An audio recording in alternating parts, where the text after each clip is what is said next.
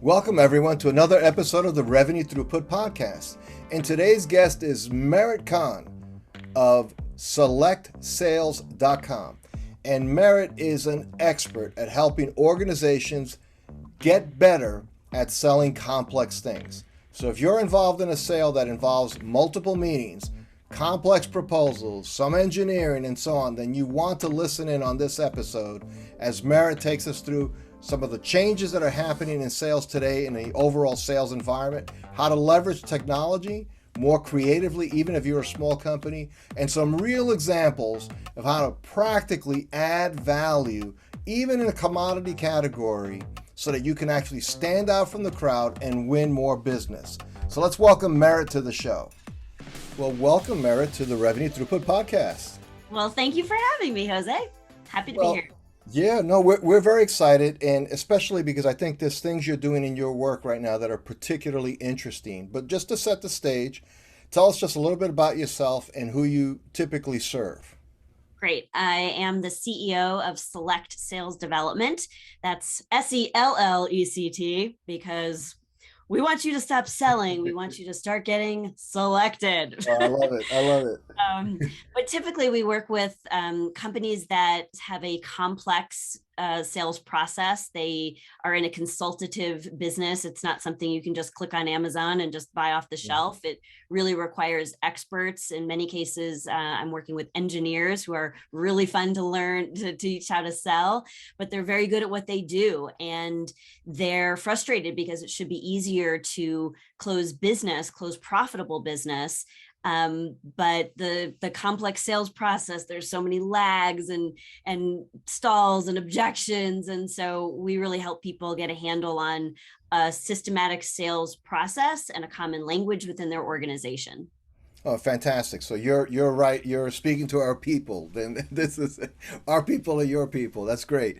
So, one of the things, and Merit, I know on your site you allude to it, so I just would like to expand on it a little bit, just like what's changed. And some of it seems obvious. We're all on Zoom now and so on. But what does that really do? Does that mean we do exactly the same things we used to always do? We're just doing it on Zoom? Or is selling itself starting to change in some significant way? I think one of the positive things that came out of all of the changes we've seen post-pandemic are really the embracing of technology that's in many cases has been with us before, but we just didn't really take the opportunity to embrace it the way that we had to now, right? So necessity is the mother of invention, right? So I think a lot of positive things have happened, but so the basic sales principles, the fact that sales is a relationship business, always will be, and good communication skills, being able to set clear expectations, ask good questions, solve real problems, those things will never go away. Those things are very difficult, and I haven't seen it yet be done that we could really outsource those kinds of things to technology. But the true sales professionals and the smartest organizations now have really looked at how do we embrace technology tools like the way that we send our proposals and the analytics that we can see now. There's a lot of things that good sales professionals really didn't maybe need so much in a one-on-one world, but now that things are a little bit more hybrid, we have a better opportunity to embrace some of these technologies that can really give us the visibility so we know when to call back, right? I used to get questions all the time, like, when should I follow up with someone after I've sent them this thing? Right. And, it was standard answers, but basically we were all just guessing, even the best of us, sales trainers out there. The reality you say with authority, that's the thing, that you have to say like you believe it. Well, you should follow up 7.5 days later. But now the real answer is, if you use a tool like DocSend or ShareKits or Better Proposals IO as an example, you actually know exactly when somebody is looking at your proposal, so you can magically call when they happen to be reviewing it. And that's just one example of how technology is really a differentiator once sales professionals understand how to use it, not as a replacement for communication and relationships, but to give them more control over the sales process. Now, as I hear that, and I always try to channel my audience, right, in terms of like how I think they might process some of this. So, if you're like a venture funded software company and you have a team of a dozen SDRs and then a dozen AEs and all of that, you're thinking technology, sure, we have people who can help us do that. Is this something only big companies can do? No, this is I've got companies. I mean, my clients run the gamut, right? So I've got some smaller couple people working in an organization in a consultative sales approach, right? They're professionals who are good at what they do, just not so great at the sales process. And I've got multi-billion dollar, multi-million, I don't know if maybe some billion, I don't know. Round it up, round it up. But It's I've got okay. some global companies. And yeah, I think the challenge really that we have to look at, regardless of the size of the business, is how do you blend the relation, like be relating to people, but do that in a technological way, right? So it's it's different. We have to learn how to relate to people outside of that liquid lunches that we used to do all the Hmm. time. And and so I think those are some of the challenges. But what some of the basic principles and having a solid process to getting from point A to point Z, from prospect to happy returning client who refers regularly, like there's stages to that. And I think it's a great opportunity in this transitional time to really look at all of the ways that you did go and do business and how you grew clients, and take some fresh eyes to that to see, are we doing things today the way that we did them in the past because it's truly the best way? Or are there new tools and strategies and techniques and ways of being and communicating that we can learn and improve on that make more sense moving forward? Well, what I really like about that, Merit, and what I've run into more often than not is, I'll ask a question like, describe your sales process. And it's some version of customer calls us with a request for quote, we quote, and we either win it or we don't. And that's the sales process, three-step sales process. And I said, well, that's not exactly what I had in mind. I'm thinking, like, what do you do in a repeatable fashion to help you scale your business? So it sounds like, in a sense, with all this new technology, it kind of it's an opportunity to actually think through what is the flow of things that have to happen and so on. So could you just comment a little bit on, because you talk about the complex sale, right? The relationship sale, it's something that's not it's not a retail close, right? It's a considered purchase. You're selling a machine and it's going to take 6 months for a committee to decide on that machine. How do you help a smaller company, or what advice do you have for a smaller company who says, I want to have a sales process, but I don't even know where to begin? What does that even mean? I hear it all the time and I nod because I don't want to be embarrassed to say I don't know what it means. But what does it mean? I think there's three main parts of a good sales methodology, right? So this is and and one part is easier to do than the others. Let me unpack that for you. So I think a strong sales methodology is made up of a strong sales mindset, strong mechanics of selling, and then a strong plan to be in consistent motion. So mindset, mechanics, motion. And those are really the three principles that we've designed our curriculum around. Now, most people are really in tune to, I know I don't have sales skills, or I know I want to sharpen my saw. And so what they'll gravitate to is the mechanics of selling. There's no shortage of information out there on that. There's all kinds of books, there's all kinds of sales processes and methodologies. And lately, and especially with the pandemic, there's so much out there. And with YouTube and all the other platforms we have, you could do a free search and you could learn a lot. The challenge with that is it doesn't all work together Sure, like sure. a system.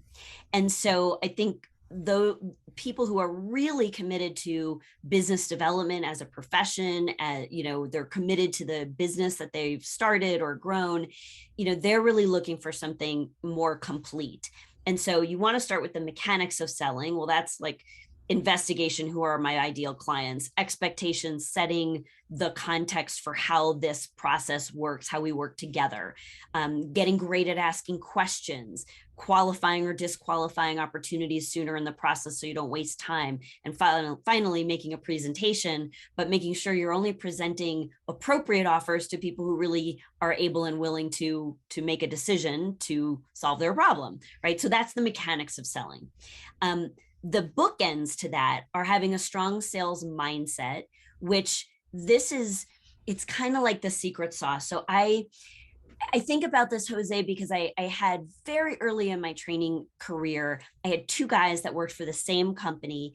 They got hired at the same time. They sold in the same territory, the same products and services at the same price point. Okay. And these guys sat right next to each other in my training class. And in my mind, they even kind of looked alike. All right. They could have been clones. They could have been clones. They were like clones, right? So Stephen and Daniel. Now, Stephen would take he was like this little sponge. And no matter what I said from the front of the room, he would role play it. He would practice it. He would get out there the next day. He would call me for feedback. Like, he was on it. And he had amazing success. And I was like, breaking my arm to pat myself on the back. Well, Daniel did not have the same experience. And I was so frustrated because I thought, how is this possible? Like, he learned the exact same thing. Mm-hmm. They're applying it in the exact same way. Like, why isn't it working for Daniel? And what I realized was there's so much more to being successful in business development than just having strong mechanics of sales.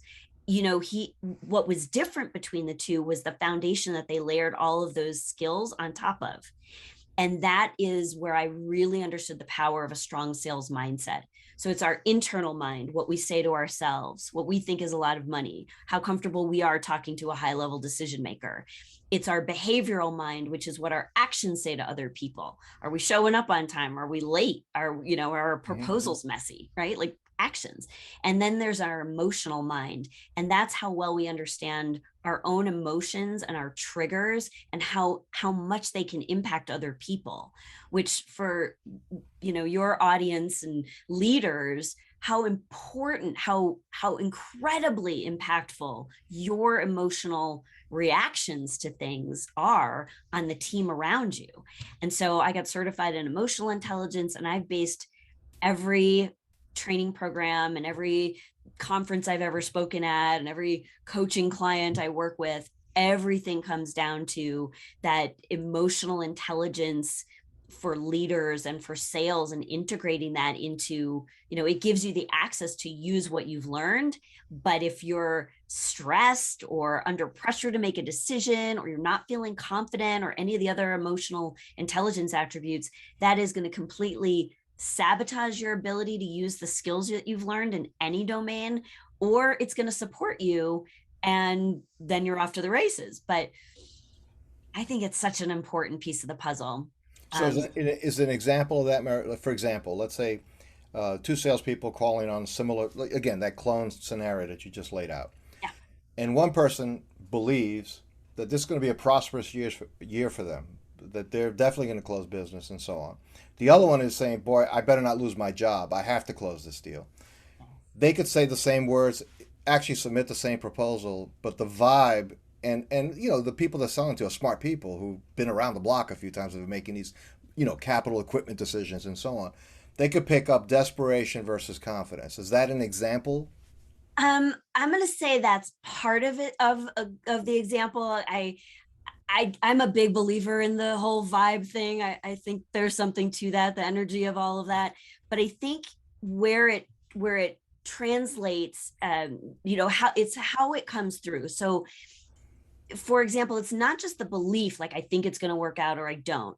It's more specific than that. So one of the combinations of mindset attributes that I've been talking about, and I talked a lot about this in the very beginning of the COVID experience, is this relationship between empathy for others and assertiveness for our solutions. So let's say I have high empathy and low assertiveness. That means you're going to tell me how awful things are, and how much of a challenge you're going through. And even if I know in my heart of hearts my solution is the exact perfect thing for you, that I can relieve your pain instantly, if my empathy for you is so high and my assertiveness is low, then out of my mouth, it's more than the vibe, it's out of my mouth will come, no matter what I'm trained to say, I will say, you know what, I totally get where you're at. Why don't we check back in a month and see how things are working out? Well, that's going to you're not going to make your quotas like that. But if I shine a light on that dynamic, and I encourage you to step into assertiveness, not being aggressive, but into an assertive mindset, because your solution is a great fit, then you could say something like, I hear everything that you're saying, and I feel like I can feel the frustration and the overwhelm that you've been experiencing. Would you be open to it if we just focus on how we can actually move you past this, how we can solve this problem with an appropriate solution? And just that one question. So I could teach you the words to say, but fundamentally, if that empathy, assertiveness imbalance is there and it's tipped the wrong way, you'll never get those words out. So that's a great example of how mindset is driving the whole thing, but you have to balance that and combine that with having the right words to move somebody to the next phase of a sales process. And that mindset, the way, and I thank you for the clarification. That's really helpful, because it's not just yes, there's the nonverbals and things like that, but you're saying, yeah, but there's also things that it actually translates into verbals and the things you actually say. And the example you gave, I think, is brilliant, because I could easily see that scenario for a lot of people selling anything that's that could be deferred technically. It's not like something like buying ink cartridges for your printer that's out of ink right now. That's different. But you could actually be so far into identifying with the customer, and some of that, I guess, is good and healthy, and it's helpful to connect with them as a human being. But you go too far there in that direction, then you end up never really advocating for your own solution, which is actually good for the customer. Exactly. If you really care about them, if you really have empathy, you have to get past whatever's there for you, especially if you have a good solution that can help them.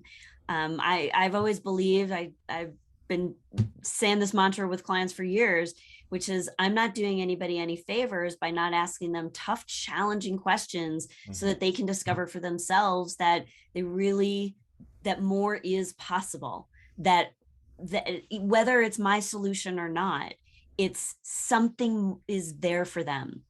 And one of the questions that I teach in my programs is to ask prospects, have you already decided it can't get any better? Or are you open to a new possibility?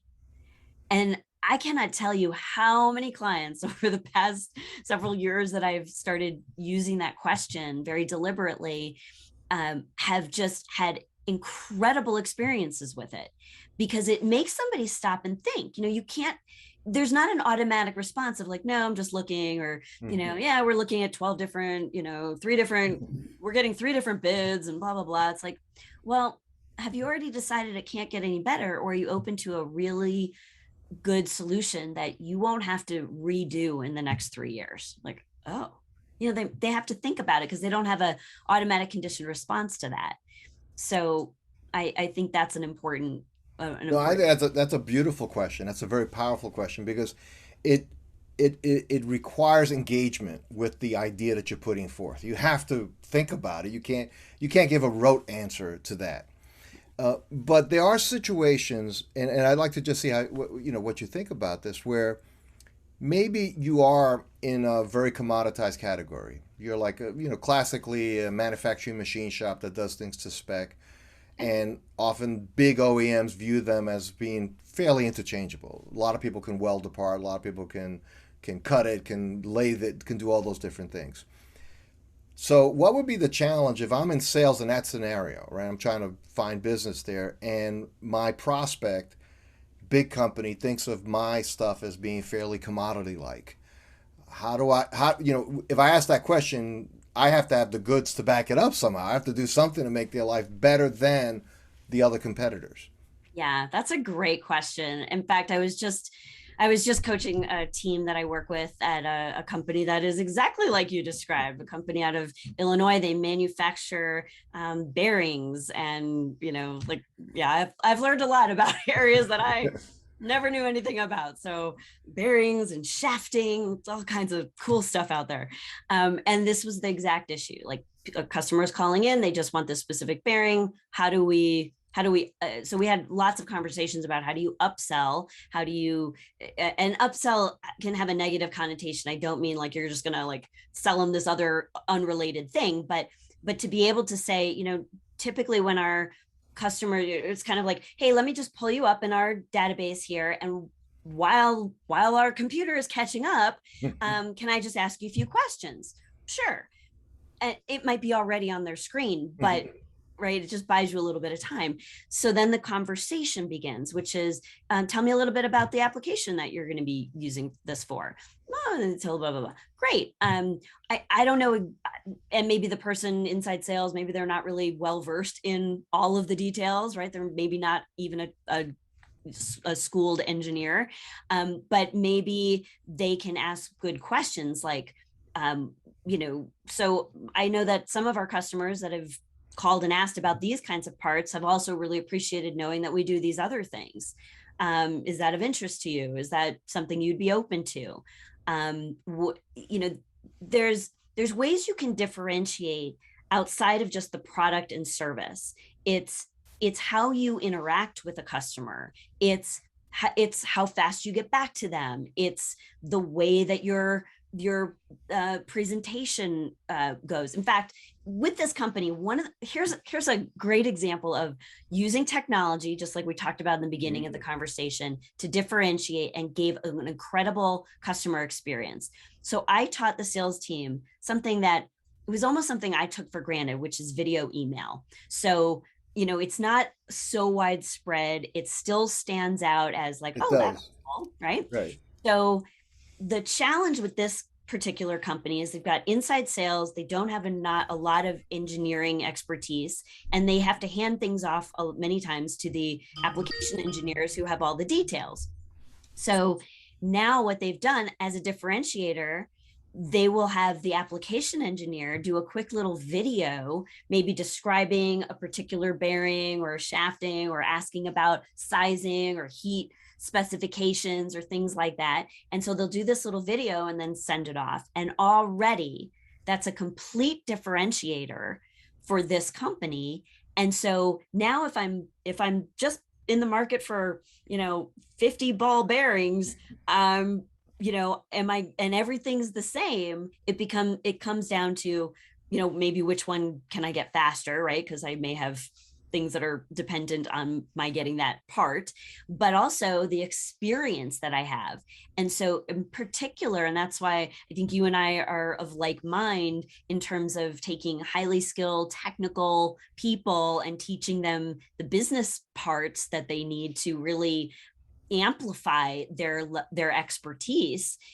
That's teaching engineers, as an example that we're talking about, how to have sales conversations, is like that's such a game changer. Well, it's like teaching a foreign language in some cases. So it's totally that. But what's exciting about what you said there is you described, I mean, literally ball bearings, right? So like you buy them by the dozen, by the million, if you need to, right? Depending what size do you need them and what do you need it to be made from. But by adding value that way, it made it a whole different experience for the buyer, right? It wasn't a ball bearing purchase experience. It was like actually almost like a mini consultation. And they will notice it because they're human. They're going to say, wow, these people really take this thing seriously. I wonder what else they could do for us. And that's fantastic. And on that note, Merit, just because of time, and I want to be respectful of your time here, probably somebody listening to this is saying, I wonder what more Merit could do for us. So if somebody wanted to know more about you and your business and how to get in touch with you, where should they go? And I know you called it out at the beginning, but I want to call it out here as an end note as well. Sure, absolutely. So our company is SELLectsales.com. It's SELLect selectsales.com. So that'll be the best way to find out about some of the programs that we offer. We have got online courses, we've got public group coaching programs, we've got VIP programs where we work with people individually. And then I have many clients that I work with where, we get them in sort of a combination of working with other people outside their industry to get some new, fresh perspective. But then we take all of our ideas and we very specifically apply the sales process to their internal processes and company and growth objectives and things like that. So selectsales.com. And again, my name is Merit, Merit, like a certificate of, Kahn is Kahn. I love it. Connect with me on LinkedIn. I also speak at conferences and do all kinds of fun things. Well, Merit Kahn, thank you so much for being on the Revenue Throughput podcast today. We really enjoyed it and we've got a lot out of it. Thanks, Jose. I appreciate it.